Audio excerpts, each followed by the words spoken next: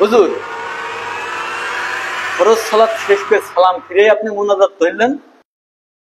আপনি যে ফরজ সালাত শেষ করে সব মুসল্লিগণ নিয়ে হাত তুলে মুনাজাত করছেন, রাসূল সাল্লাল্লাহু আলাইহি ওয়াসাল্লাম তিনি কি এইভাবে সাহাবীগণ নিয়ে ফরজ সালাতের পরে সালাম ফিরে মুনাজাত করতেন? আসলে ভাই, আমি মুনাজাতের বিপক্ষে, কিন্তু সভাপতি সাহেব বলেছে মুনাজাত না করলে আমার নাকি চাকরিতে রাখবে না। ফরজ সালাতের শেষে হাত তুলে মুনাজাত করা স্পষ্ট বেদাত, এটা রাসূল সাল্লাল্লাহু আলাইহি ওয়াসাল্লাম করেননি।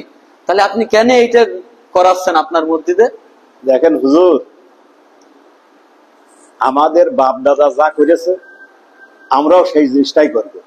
আপনারা কেউ কি বলতে পারবেন যে ফরজ সালাতের পরে মুনাজাত করে হুজুর যা বলে এটা আল্লাহ তাআলা কবুল করবেন, মানে 100% কবুল করবেন, এমন কেউ বলতে পারবেন? দেখুন, রাসূল সাল্লাল্লাহু আলাইহি ওয়াসাল্লাম যেটা করেছেন সেটাই আমাদের জন্য কল্যাণকর। তিনি যখন ফরজ সালাতের শেষে সালাম ফেরাতেন তখন তিনি প্রথমেই বলতেন আল্লাহু আকবার, আল্লাহ সবচেয়ে বড়, বুখারী মুসলিমের হাদিস। এরপরে রাসূল সাল্লাল্লাহু আলাইহি ওয়াসাল্লাম তিনবার আস্তাগফিরুল্লাহ আস্তাগফিরুল্লাহ আস্তাগফিরুল্লাহ, হে আল্লাহ আমি আপনার নিকটে ক্ষমা প্রার্থনা করছি, তিনি তিনবার এইটা বলতেন। তারপরে বলতেন আল্লাহুম্মা আনতাস সালাম ওয়া মিনকাস সালাম তাবারাকতা ইয়া যাল জালালি ওয়াল ইকরাম। রাসূল সাল্লাল্লাহু আলাইহি ওয়াসাল্লাম এইটা পড়তেন। আর এরপরে রাসূল সাল্লাল্লাহু আলাইহি ওয়াসাল্লাম বলেছেন যদি কোনো ব্যক্তি ফরজ সালাত শেষ করে 33 বার সুবহানাল্লাহ, 33 বার আলহামদুলিল্লাহ এবং 33 বার আল্লাহু আকবার পড়ে, এরপরে যদি বলে লা ইলাহা ইল্লাল্লাহু ওয়াহদাহু লা শারীকা লাহু লাহুল মুলকু ওয়া লাহুল হামদু ওয়া হুয়া আলা কুল্লি শাইইন কাদির, এইটা যদি কোনো ব্যক্তি পড়ে তাহলে তার পাপ যদি সমুদ্রের ফেনা সমতুল্য বিশাল পাপ হয় তবু আল্লাহ তাআলা তা ক্ষমা করে দিবেন। সুবহানাল্লাহ। তো আপনারা বলেন তো, ফরজ সালাত শেষ করে মুনাজাত করলে কি আমাদের সব পাপ ক্ষমা হবে? এখানেই সমাপ্তি নয়। রাসূল সাল্লাল্লাহু আলাইহি ওয়াসাল্লাম বলেছেন যদি কোনো ব্যক্তি ফরজ সালাতের শেষে আয়াতুল কুরসি পাঠ করে, সূরা বাকারা 255 নম্বর আয়াত, তাহলে সে জান্নাতে চলেই গিয়েছে, মানে সে জান্নাতে চলেই গিয়েছে, বাধা শুধু তার মৃত্যু, মরা মানেই জান্নাত। সুবহানাল্লাহ।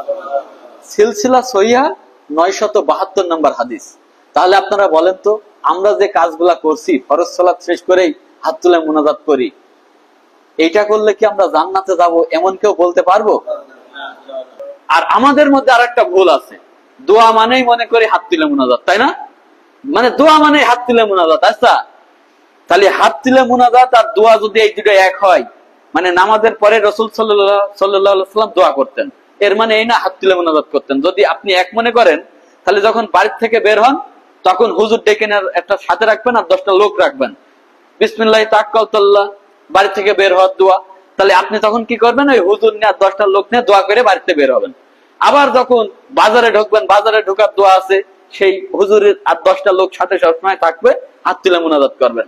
আবার যখন রাত্রে সবাই তো এখানে কম বেশ বিবাহিত, স্ত্রী সহবাসের দোয়া আল্লাহুম্মা জান্নিবনা শয়তান ওয়া জান্নিবনা শয়তানা মা রাযাকতানা, এই দোয়া যখন পড়া হয় তাহলে স্ত্রী সহবাসের আগে হুজুরের পাশে রাখতে হবে, 10টা লোক রাখতে হবে, মুনাজাত হুজুর করবে 10টা লোক নিয়ে, তারপরে স্ত্রী সহবাসে যাচ্ছে হবে। বিষয়টা এরকম না, দোয়ার মানে হাত তুলে দোয়া, এটা না।